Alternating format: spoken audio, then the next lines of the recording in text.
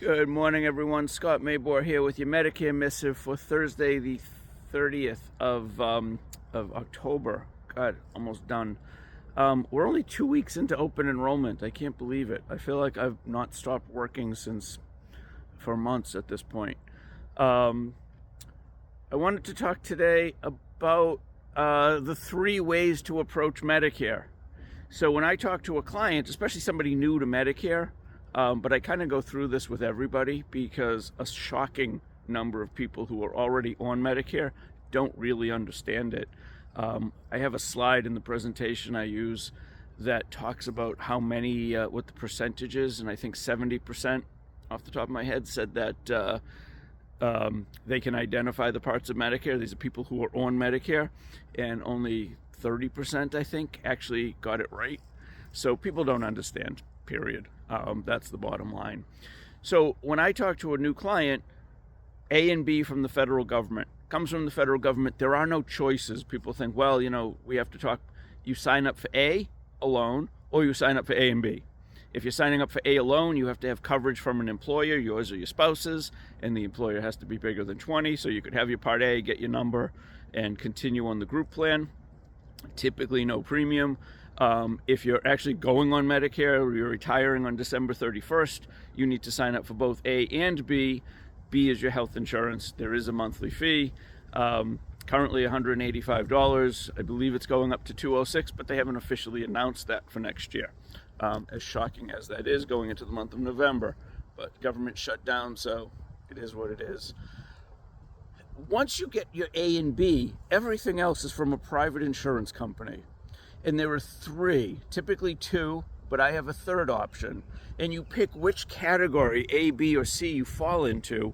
Then you start picking plans. But I tell my clients, first decide which category you're in.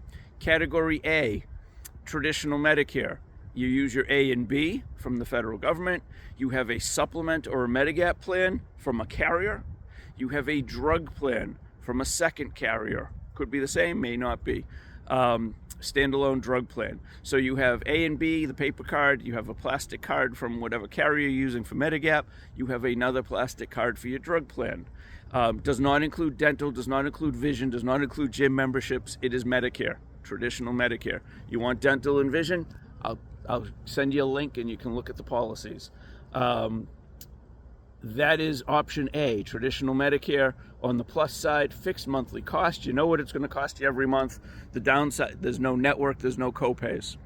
And I tell people around here typically about 200, actually I'm upping that, about two and a quarter, 250 per month for a supplement, plus the 185 or 206, plus whatever the drug plan costs, which could be as little as $8 a month, could be as much as 155 here in Massachusetts.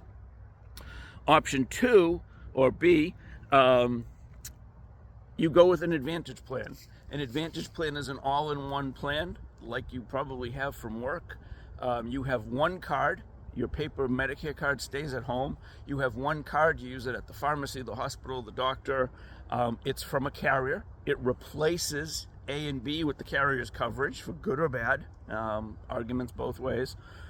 But you're basically getting an HMO type plan or PPO, although the PPOs are becoming increasingly rare. But you have a plan that you stay in network. There is a network of physicians. PPOs let you go out. Your A and B coverage is coming from the carrier. Typically little or no copay, although that's also changing. So some premium, little or no premium. That is changing this year, so I'm seeing more and more premiums, but they're still on the lower side compared to the supplements. But $20, $30, $40 a month. You do have copays though, and you do have a network. Even on the PPOs, you're still cheaper copays in network.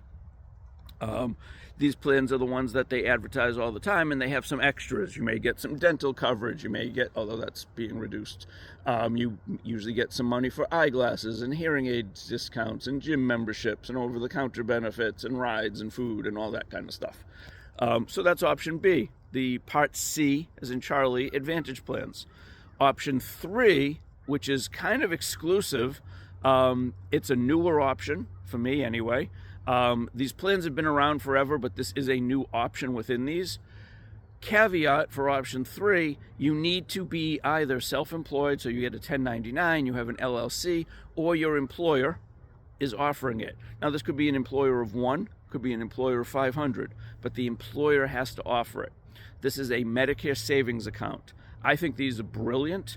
I think people don't understand how they work. So it effectively works like a high deductible health plan, just like you may have from work. You have a $5,000 deductible at work. The company pays the first $2,000, or you pay the first $2,000 and the company pays the balance.